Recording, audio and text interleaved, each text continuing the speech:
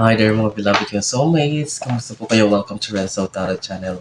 Nandito naman po yung lingkod para pagsamahan natin isang soulful, meaningful tarot reading. Dito lamang po sa inyo lagi na abangan, sinusubaybayan at pinakamahal na Renzo Tarot Channel. Ang ating pong reading ngayon ay para sa ating mga pinakamahal na nasa sign ng Taurus. This is for you, Taurus, Sun, Moon, Rising, and Venus sign. And kapag bago po kayo sa ating channel, nagustuhan niyo po or nakaresonate kayo, don't forget to comment, like, and share. Of course, subscribe po.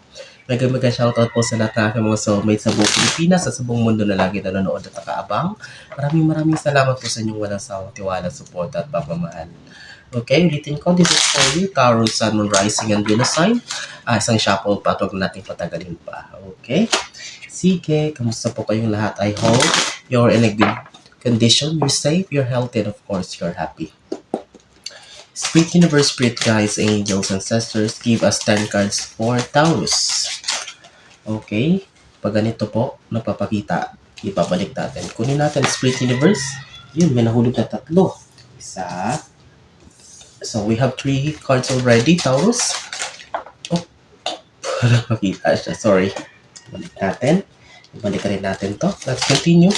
Pasensya na ha, para po sa mga bago parang maybe magtaka kayo ba't parang ang gulo or ang kalat ko mag-shuffle, don't worry kasi dyan po tayo nakakakuha ng mga magagandang baraha na nakaka-resonate po ang karamihan. Sige, let's continue. Last 5 cards for Taurus. 6. Spirit Universe, Spirit Guides, Angels, Ancestors. Last 4 cards please for Taurus. 4 cards more for Taurus, Spirit Universe. Okay, nahulog ito. Pakita, balik natin. Last 4 cards, Spirit Universe, Spirit Guides. Maraming salamat po sa inyong walang sawang tiwala, support at pagmamahal. Hindi po ako magsasawang pasalamat po sa inyo sapagkat kung wala po kayo, ay wala po ang success ng Renzo Tarot Channel. Sige, last 2 cards for you, Taurus. Ayun, sige. Isa na lang. Last one for Taurus.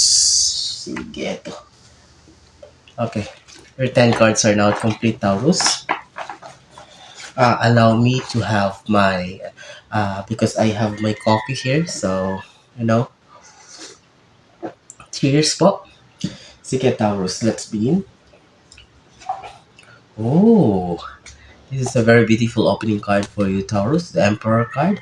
I can see here, Taurus, a lot of manifestations, wishes to come true.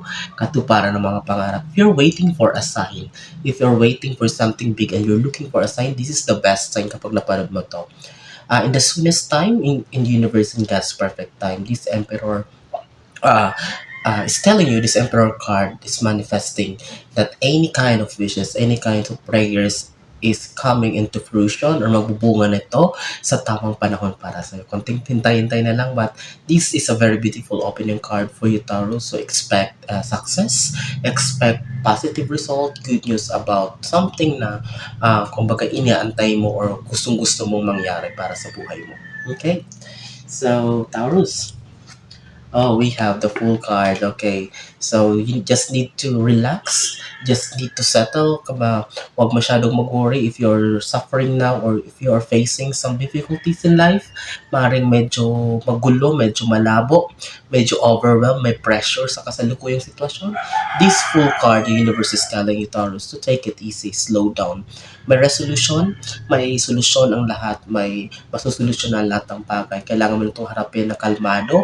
Kailangan mo lang magkaroon ng, relax and calm disposition in life, or you need to face the reality na medyo mahinaon because masusolusyon na naman lahat. But this full card is telling you to have time to enjoy, have time to pamper yourself. Okay? Yan, kailangan mo talagang nasa likod pa rin ang kasayahan. And then yung color of joy, happiness, and we have here the sun. So, there's a bright future ahead for you, Taurus. You don't need to worry. Andyan yung mga balakid, andyan yung mga konting problema sa likod, andyan yung mga alon, but still you can conquer it. Malalagpasan mo pa rin ito, Taurus. Okay? So, we have here the Four of Swords, Taurus. The universe is reminding you to take everything easy. Find balance, find your balance, and find time to relax. Or connected nga dito sa full kasi parang overwhelmed ka, parang drain yung energy mo, parang lately, parang ang daming pressure, stress, anxiety, and it seems that you are facing a lot of parang, frustrations, disappointments, because a lot of things don't work on your way and the way you wanted it to work. So, parang, alam mo yun, parang nasasaktan ka, nalulungkot ka, or disappointed ka. But, just need to find your balance. Hanapin lang yung tamang oras, panahon para magpahinga. If, kumbaga, maglaan ng isang araw, dalawang araw na ikaw muna, walang aasikasuhin na iba, walang mga trabaho na dapat gagawin, or, you just need to recharge yourself, Taurus. Kasi importante ito sa buhay natin. Kapag masyado na natin mapabayaan ang sarili natin, baka we don't know what will happen, especially sa health, okay? Just need to find balance, especially. Kailangan magpahinga talaga, Taurus.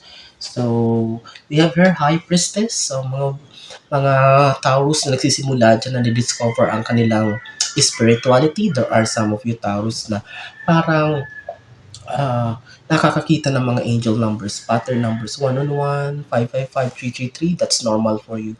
There are some na parang na-discover na yung talent nila sa spirituality ng mga Taurus. Nag-start na rin tarot reading, maging psychic, or whatever. There are a lot of visions, mga pangitain, malakas ang kutob, parang yung mga hula nila, yung mga kutob nila ay nangyayari. So that's normal for you, Taurus.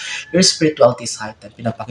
Pinapakita lang itong High Priestess card that your spirituality is heightened. Okay? So, let's continue. We have here also the Ten of Swords. So, ano ibig sabihin nito, Taurus, is talagang lately, or there are some of you Taurus na sa kasalukuyan ay drain na drain talaga. Baon na baon, down na down. So, you are facing a lot of pressures.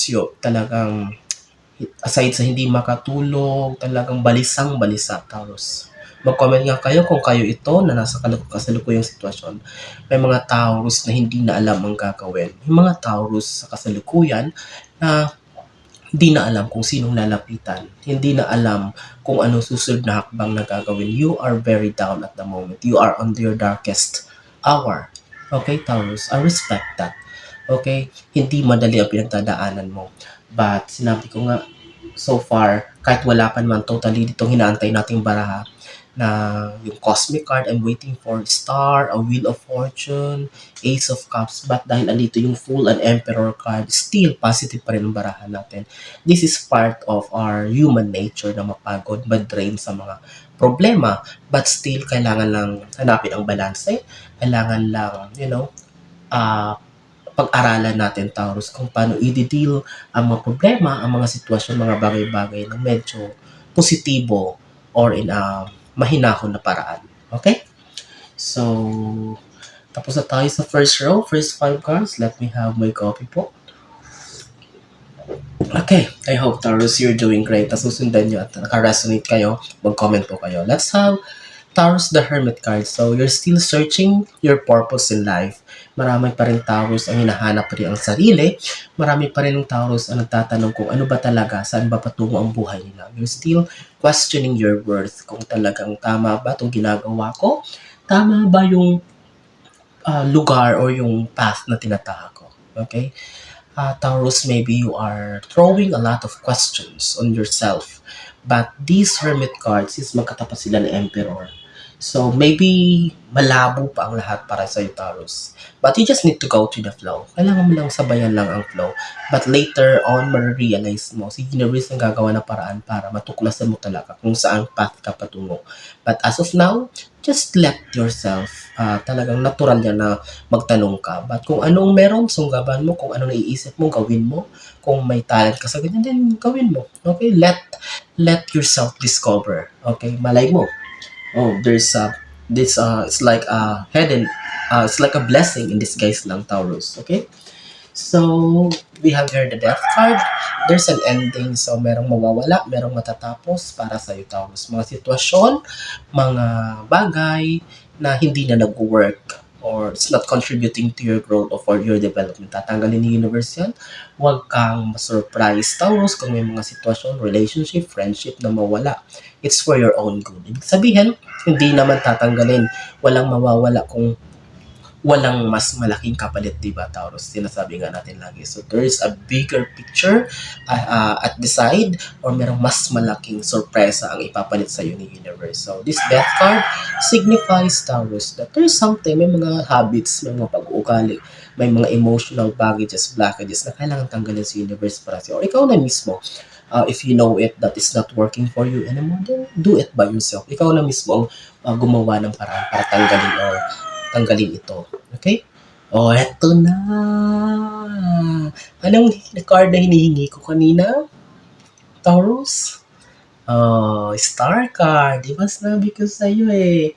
So, doon kanina sa 10 of Swords, sabi ko, pressure ka, down ka. Talagang baon na baon ka, hindi mo alam kung paano babangon. But sinabi ko, di ba, sana lumabas yung star card. So it means there's a hope, may pag-asa. Talagang makakabangon ka, Taurus. You just need to move forward. You need to help yourself. Get up, cheer yourself up. Tulungan mo ang sarili mo. Andito yung star card. Andito ang isang between. Magdiningning ka pa rin. May magandang future pa rin naghihintay para sa'yo. You need to claim it. Taurus, believe me, maniwala ka. Maybe hindi mo pa nga, sabi ko, medyo magulo pang lahat para sa iyo, medyo hindi mo pa naintindihan. But with this star card, the universe is telling you, you have a very bright future ahead. Okay? No, di ba sinagot tayo ng baraha eh. So, let's continue. Oh, ito na, ang dami ng options, ang dami mo ng pagpipilian, mabibisi ka na sa mga bagay-bagay. Kung dati, parang limited lang, parang overwhelmed ka sa dami ng problema, hindi mo alam bakit parang ang tumal, ang bagal ng blessings, ang daming sila, yung iba, kinukumpara mo ng sarili mo, mga kaibigan mo, bakit sila parang continuous ang flow ng blessings, but here you are, but parang stagnant. But now, dahil lumabas yung star card, I'm telling you, Taurus, this will be a good problem for you. Maraming options, maraming pagpipilian. Okay? So, dyan mo na ilalabas ang galing mo, dyan mo na ilalabas yung mga hidden talents and skills mo. So, it's up to you. You need the discernment. Matalino ka naman, I know. You just need to ask for the guidance of the universe. Ask for a sign. Okay, so, but this is a good problem. Ang daming doors of opportunities na mag-open para sa'yo. And I'm so happy. Okay? I'm so happy for you, Taurus. Ayun. Sinagot tayo ng star card, ha? Sige. 10th and last card, magkatapat sila ng 10 of Swords. So we have here the 6 of Swords. You really need to move forward now. Kailangan na mag-move on. May mga bagay na hindi tayo kontrolado na nangyari na. Hindi na natin may babalik tayong Taurus. Okay, so kailangan natin tanggapin ang katotohanan. Kailangan natin harapin ang reality that there are things in this universe that cannot be controlled. Human as we are, but you should always remember that it's how are we going to move forward. Kung paano tayo magbabangon uli ang napakahalaga. It's how are we going to pick up ourselves again from the floor.